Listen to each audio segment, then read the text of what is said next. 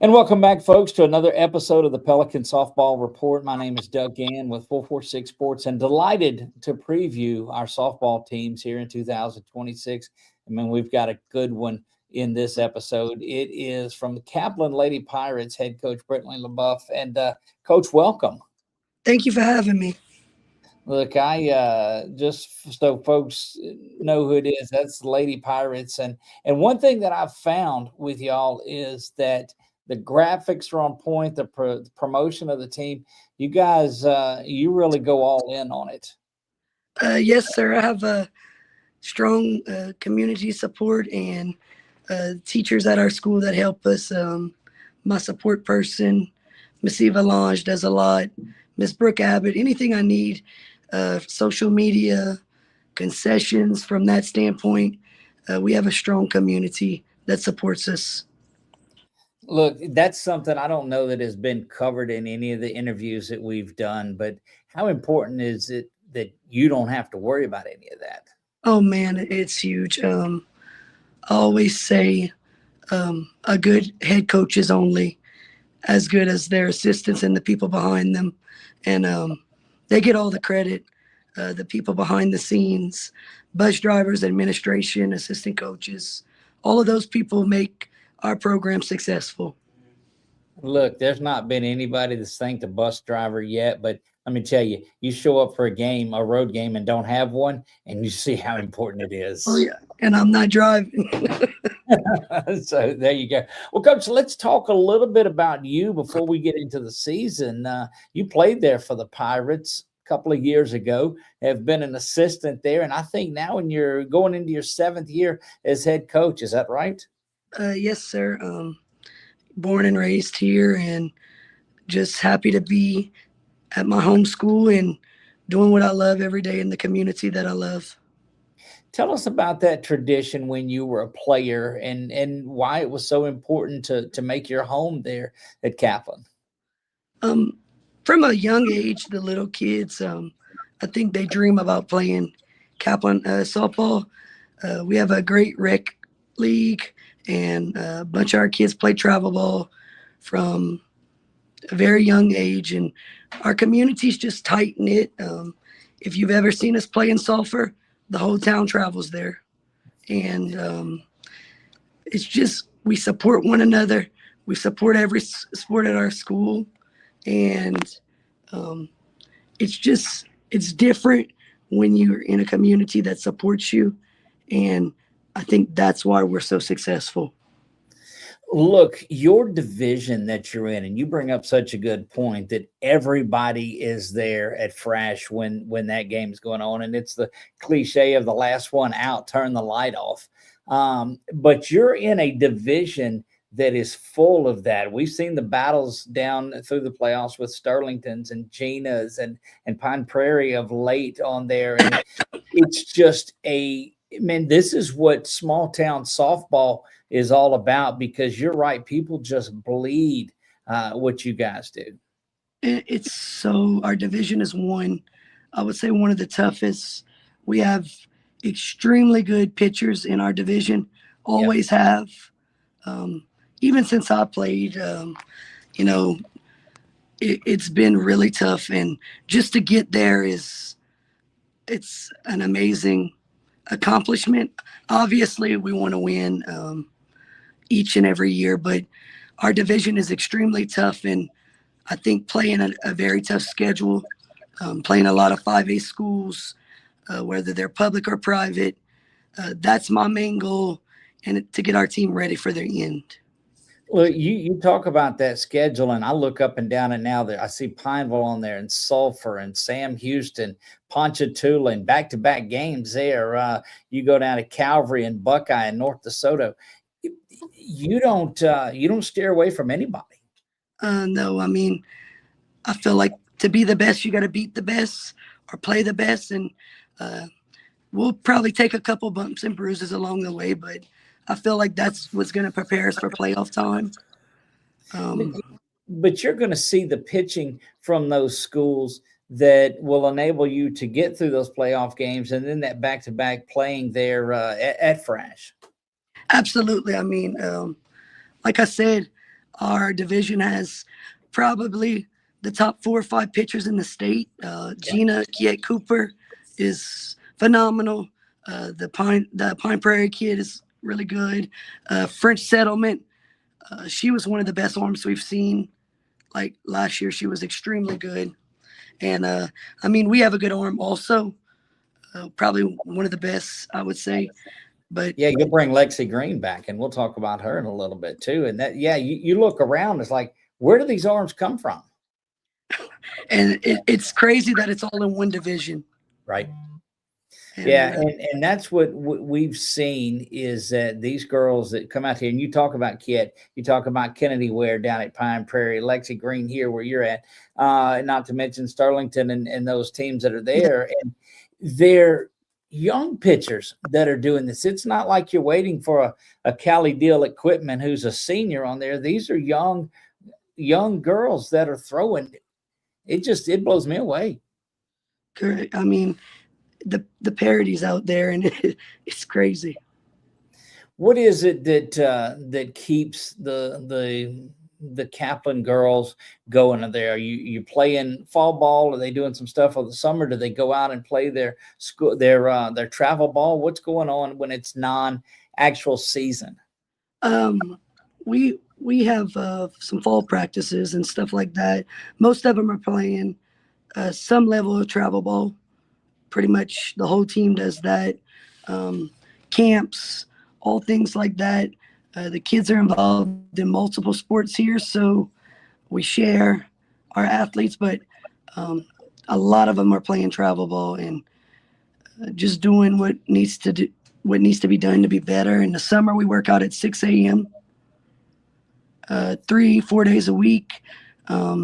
Every day we have 7th hour PE. So we're just building, I think, teaching discipline, and I'm a very disciplined person. And if you see our teams play, you're going to see that they're very disciplined. I think when you have discipline, good things come, and teaching them that teaches them how to work hard and fight when it really matters. Look, there's no doubt about it. Let's briefly touch on last season before we get into our preview of this season. Again, you make it down to Frash, and just it was a battle for a lot of innings, and then Dole put up a couple of big innings in the last couple and got away from you on there. But what do you take out of that, or just kind of recap that for us? Doyle was a great team, obviously. I mean, they had 5 Division I players, could swing it. They were just a veteran team. We played them in 2023 in the semis, beat them when they were young. And I think they were hungry. They lost to Sterlington in the state championship the year before, a heartbreak for them. And I think they were hungry. We were very young. We started 5 freshmen and 2 sophomores. We had returned only 2 starters from the previous year, had lost 9 seniors the previous year. And we wanted to prove people wrong. It was said that we had lost that many kids, and Kaplan wasn't going to be the Kaplan that everyone was used to. No way they could get back. Boy, that's right. And we took that with a grain of salt, and we went to work, and good things came. Did we win the state championship? No, but I think our kids learned a lot, and we're ready to go. They're ready to fight again, and hopefully bring home another championship to our town. And I think it's been 2023 was your last one, but it's just been battles with Sterlington and Gene and Dole and those that it doesn't get any easier. You play the 5A schools, but I don't think those that you play bring it any differently than you'll find in the playoffs. Who are you missing off of that team? Who did you lose there off of last year's team that you'll miss this year? We had a good catcher, Addison Abear. Abby Ford was our first baseman. Both of those were 4-year starters for us. They were very vocal. They were composed. They kept our team afloat. We had Bailey Landry stepped up as our second baseman. Drew Cass. We only had 5 seniors, but they really stepped up after losing 9, and they were just what we needed at the time, a breath of fresh air. So 9 seniors from 2024 and 5. So you lose 14 seniors over the last 2 years, and yet you're still poised to make another deep run this year. Yes. This is probably one of my smaller teams. Right. I think we have 15, which is still a good number. Yeah. But we're ready to go. It's a little different not having 35 kids out there. They get more reps. But we're ready to go, and we got a big class coming in next year. My senior class is very small, which is surprising. Had some kids move and just do different things, but we'll be prepared, and I think the ones we have are ready to play and compete. You talked about your pitcher on there, and that is Lexi Green. Let's talk about her just a little bit and how important and special she is to your ball club. She's a phenomenal kid, first of all. 4.0 student, very involved in extracurriculars. She works really hard, man. She's always at our indoor 7 days a week practicing. She's really working to get better. She got a ton better from last season. She's really worked hard, picked up some velocity, and just really went to work. She took that loss to Doyle really hard. And I think she's back and better and ready to show people what she's made of. Committed to UL in the fall, which was awesome for her. Right. Very proud of her for that. And just going into her junior season, is that correct? Yes, sir. She was a junior. Yeah, that's so she took the loss to Doyle as a sophomore, but has used it because that can either break you or it can make you succeed. And it looks like, based on what you're telling me, that it's really been a sense of encouragement for her. Oh, absolutely. She's a competitor. It's hard to teach people the will to win, and she wants to win at all costs. And that's who you want on the mound. You want somebody who wants to win and who wants the ball. Look, you see that? Who's gonna catch her this year? Because you said you lost your catcher. We had a freshman last year. Her name was Gabrielle Browse. She started center field as a freshman. She's a phenomenal catcher, though. Catcher is her main position. She just played center field because we needed her to play there. She was a phenomenal outfielder also, just a two-way player, which you don't see a catcher normally play center field, but right. She's a phenomenal athlete.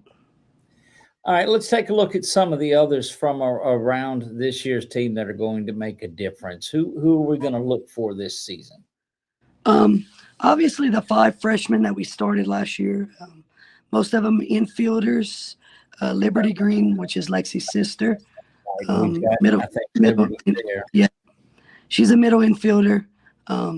Just gained some experience, and we're glad to have her back on the infield. We returned Cheyenne Bro. She started as a freshman also.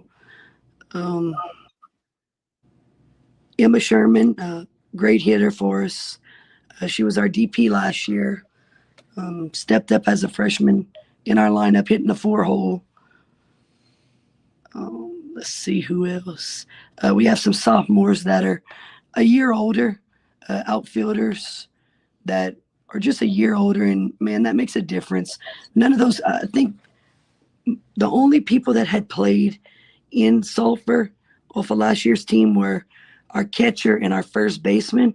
Some of them were on the team, but it's a different animal stepping on that field.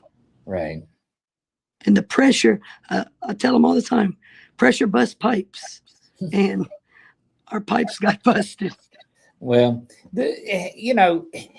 you look at that division, and the one thing that's constant, you're not going to win it every single year by any means on there. And so there's going to be that adversity. And I think that's what makes coming out of that division as a champion that much more special. Absolutely. Absolutely.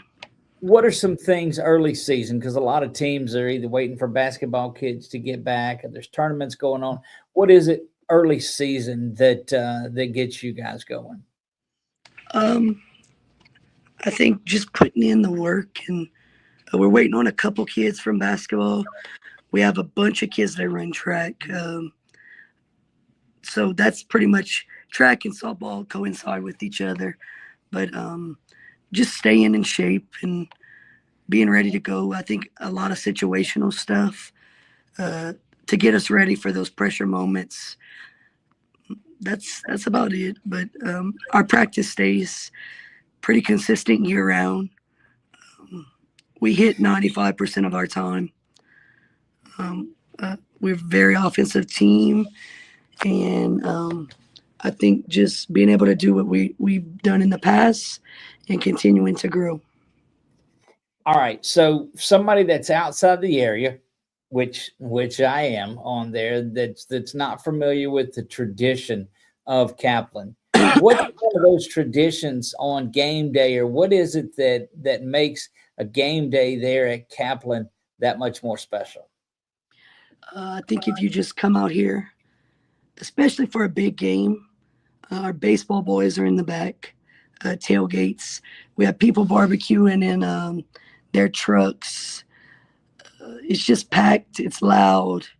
Our fans are rowdy at times, but I love it. Our dugout is very rowdy. We take pride in that. Not everybody does take pride in that, but our dugout is very rowdy and sometimes obnoxious, but I love getting under other team's skin. If we can make you talk about our dugout, then we've done our job. You win. That's correct. Well, our job is to make the other team cry. Wow. It is. I mean, we've got to make it down there for one of those games. Then definitely, we're gonna find our way down to Kaplan for a big game. What's one or two or three of the big games that you have scheduled at your place this year? Competition-wise, we have Sam Houston. That's a big one.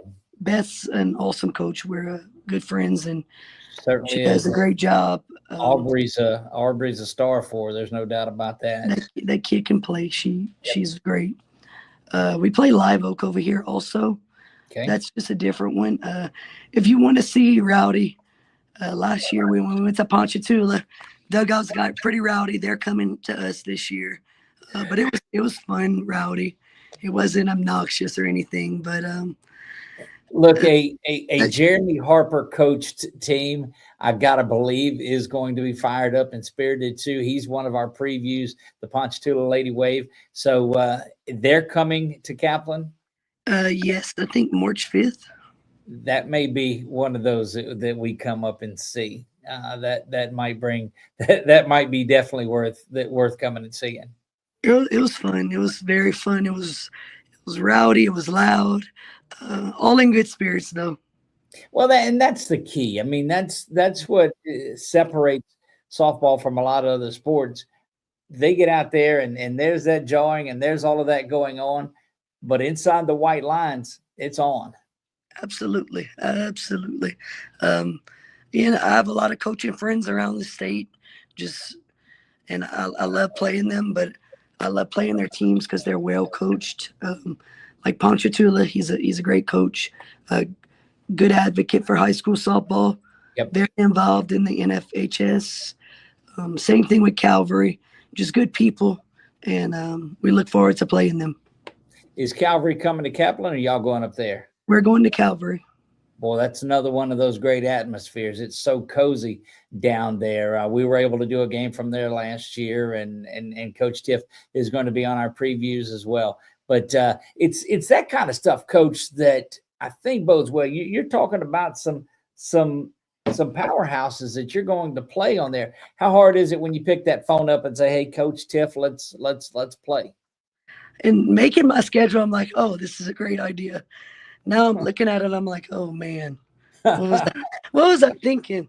But we're not backing down from any challenge. I think playing people like that make you better.